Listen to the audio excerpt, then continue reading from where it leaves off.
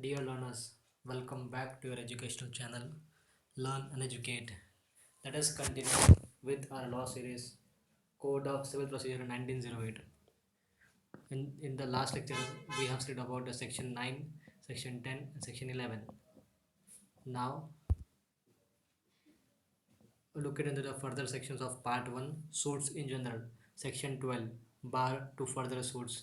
When a plaintiff is precluded by rules from instituting a further suit in respect of any particular cause of action, he shall not be entitled to institute a suit in respect of such cause of actions in any court to which this code applies. Section 12, bar on further suits, says that when a plaintiff is precluded, is bound by the rules from instituting a further suit in respect of any particular cause of action, he shall not be entitled to institute a suit in respect of such cause of action in any court to which this code applies. If this CPC applies to any court that is a civil court, district court, that is a court subordinate to the high court subordinate to the district court, when a plaintiff is bound precluded by the rules from instituting a further suit in respect of the particular cause of action. It is not the same mentioned, it is a particular cause of action. It will be same. He shall not be entitled to institute a suit with respect to the same cause of action, to such cause of action, in any court, in any other court to which the CPC applies. This means that a plaintiff has already filed a suit with respect to such cause of action in any former court, civil court or court applicable by the CPC, then such persons is barred from filing from instituting a suit in respect of the same cause of action in any court to which the code applies. Section 12, bar to further suits.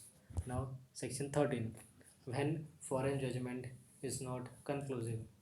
In respect of this, a foreign judgment shall be conclusive as to any matter where directly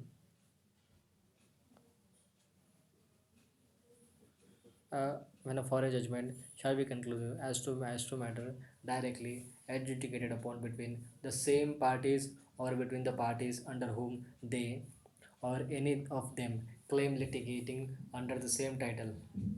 When a foreign judgment is conclusive with respect to any matter directly adjudicated between the same parties or between the parties under whom any of them claim litigation under the same title, except where it has not been pronounced by court of competent jurisdiction, where it has not been pronounced by court of the competent jurisdiction, or where it has not been given on the merit of the case.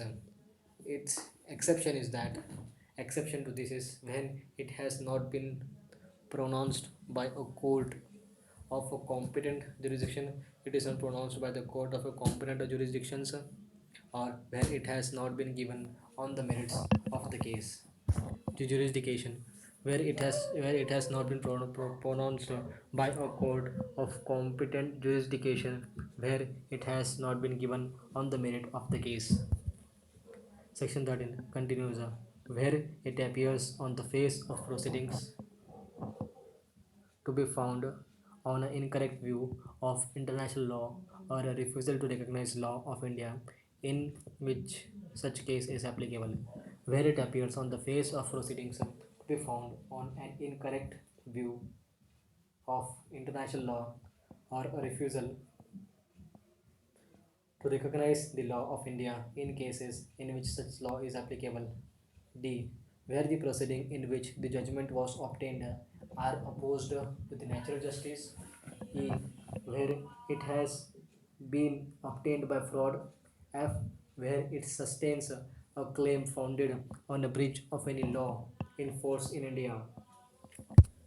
When foreign court will not be conclusive except the cases where it has not been pronounced by a court of competent jurisdiction, where it has not been given on the merit of the case. C. where it appears on the face of proceedings to be founded on an incorrect view of international law or a refusal to recognize the law of India in case in which such law is applicable. D. Where the proceedings in which the judgment was obtained are opposed to natural justice. E. Where it has been obtained by fraud. F. Where it sustains a claim founded on a breach of any law in force in India. Part 1.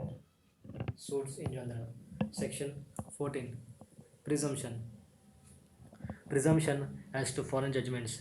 The court shall presume upon the production of any document purporting to a certified copy of a foreign judgment that such judgment was pronounced by a court of competent jurisdiction unless the contrary appears on record, but such presumption may be displaced by proving want of jurisdiction.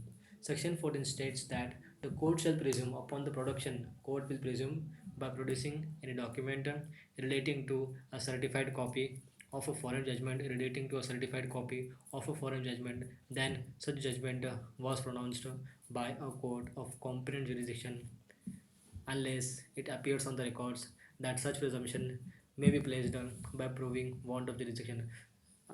Unless it appears on the record that such presumption will be displaced by proving want of jurisdiction.